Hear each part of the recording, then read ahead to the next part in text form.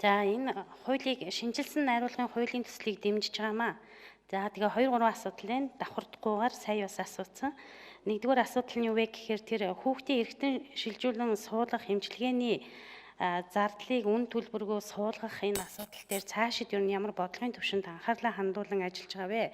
Хууль бол бид одоо шинжилэн найруулаа батлах нь бол бас тодорхой байх гэж харж байна. Тэгэхээр энэ хуулийг хэрэгжүүлэх явцад зайлшгүй энэ хөрөнгө санхүү, эрүүл мэндийн байгууллагуудын хоорондын харилцан уялдаа холбоо, тогтолцооны асуудал дээр бас нэлээд бас бодит өөрчлөлт гарна гэдэгт би итгэл дүүрэн байж байгаа. Тийм болохоор энэ асуудлыг тавья.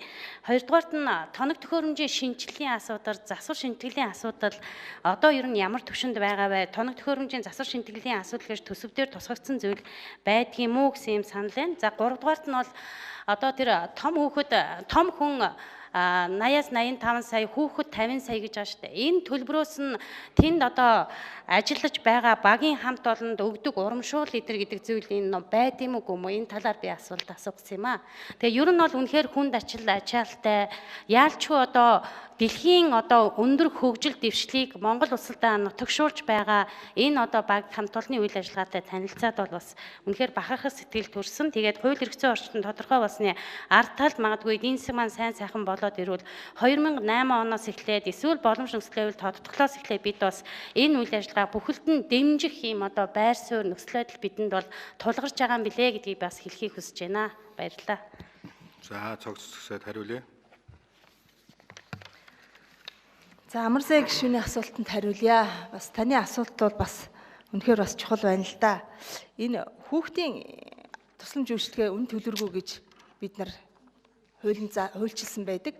Тийм учраас бид нар энэ хүүхдийн элэг шилжүүлэн суулгаж байгаа асуудал дээр энэ хэрэгслийн зардлын асуудал мөн одоо эмчилгээ үйлчилгээ ялангуяа онцлогооны асуудал дээр бид нар анхаарах шаардлагатай байгаа. Тэгэхээр энийг бол бид нар үн төлөргүй болгох чиглэл дээр нь бас ажиллаж байгаа. Энэ засгийн газар дээр бас хилцэх асуудлын нэг болж байгаа. За нөгөө төгөр таны асуултан дээр асуусан энэ өндөр элэг шилжүүлэн суулгаж байгаа, бөөр шилжүүлэн эргэтэн цусны чүмэг шилжүүлэн суулгаж байгаа, эргэтэн шилжүүлэн суулгаж байгаа эмч нар дээр тодорхой хувийг өгдөг асуудал байна уу гэж асууж байна. Тэгэхээр энэ бол уул нь эрүүл мэндийн одоо энэ даатгалаас биднэрт хэрэгслийн зардал гэж нэг нийт зардлын 25% өгч байгаа.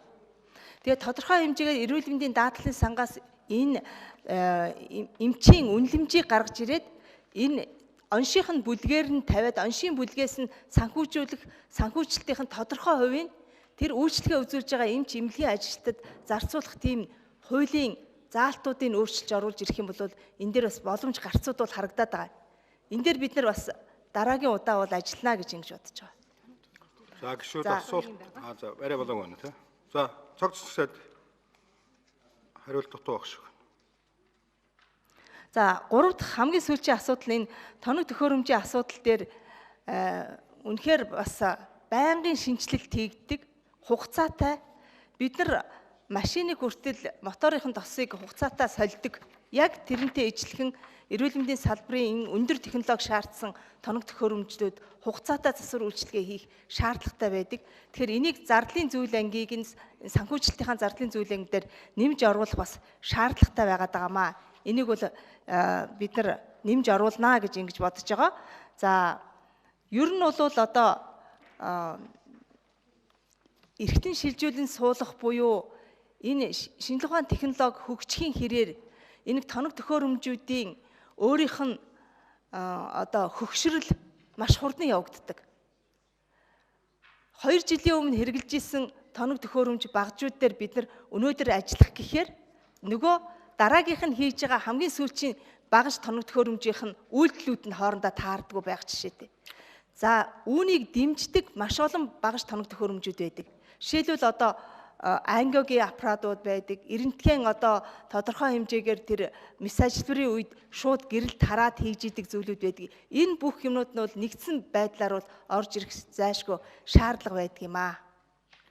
За гишүүд асуулт асууж хариулт авч дуусна.